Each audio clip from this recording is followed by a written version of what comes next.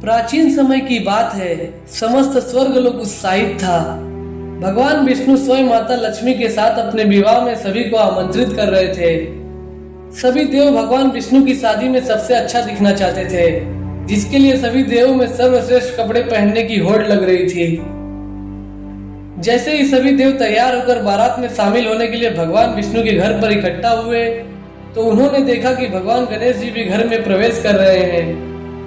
भगवान गणेश को वहां देखकर सभी देव काफी परेशान हो गए, क्योंकि वे नहीं चाहते थे कि गणपति जी उनके साथ विवाह में शामिल हो। इसके पीछे कारण यह था कि वे असामान्य दिखते थे। उनका पहनावा लोगों से भिन्न था। देवताओं ने भगवान विष्णु से कहा कि वे सभी लोग बहुत अच्छे दिख रहे हैं, लेकिन गणेश जी उनके साथ सही नहीं लग रहे हैं। हालांकि भगवान विष्णु भगवान गणेश को पीछे नहीं रखना चाहते थे, लेकिन सभी देवताओं के दबाव के कारण उन्हें यह स्वीकार करना पड़ा। सभी देवताओं ने भगवान विष्णु से गणपति को यह बताने के लिए कहा कि उन्हें स्वर्गलोक की देखभाल करनी है, क्योंकि सभी देवता विवाह में जा रहे हैं। चूंकि अब स्वर्गलोक की देखभाल करनी थी, इसलिए भगवान गणेश अब विवाह में नहीं जा सकते थे। विवाह में ना जाने की बात सुनकर गणपति जी थोड़ा दुखी तो हुए, लेकिन भगवान नारायण द्वारा सौंपे गए कार्य को वे मना नहीं कर पाए। अब बारात जाने के लिए तैयार हो गई।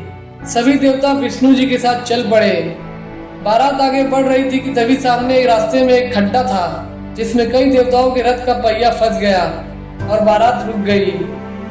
कोई भी देवता रथ का पहिया बाहर नहीं निकाल सका। देवताओं ने बहुत संघर्ष किया, पर रथ का पहिया धंसा का धंसा ही रहा। देवताओं को इस तरह संघर्ष करते देख पास से गुजर रहे एक किसान ने मदद के लिए हाथ बढ़ाया।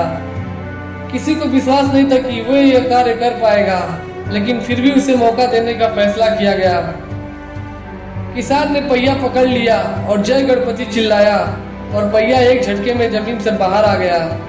हर कोई चौंक गया और देवताओं ने उससे पूछा कि उसने गणपति जी का नाम क्यों लिया।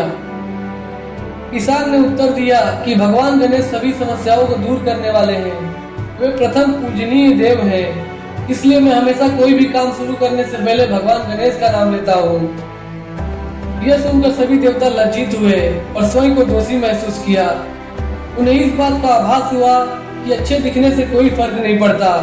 जो वास्तव में मायने रखता है वो है किसी व्यक्ति की महानता और अच्छाई। सभी देवता वापस श्री गणपति के पास गए और उनसे क्षमा मांगी, और उन्हें वापस साथ में लेकर बारात में आए। इस कहानी से हमें यही सीख मिलती है कि हमें किसी इंसान को उसके पहनावे से नहीं जज करना चाहिए, बल्कि उसके अंदर की अच्छाइयों से जज करना चाहिए। आज के वक्त में कोई अगर नॉर्मल से कपड़ा पहनता है तो हम उसका मजाक उड़ाते हैं कि अरे ये कैसा दिखता है, जबकि हम उसके अच्छाइयों को नजरअंदाज कर देते हैं। मैं मानता हूँ कि हमारा वेशभूषा, हमारा ड्रेसिंग बहुत बेहतरीन होनी चाहिए, पर मैं यह भी मानता हूँ कि हमारा दिल और हमारा कर्म हमारी ड्रेसिंग सेंस की ही तरह बेहतरीन होनी चाहिए।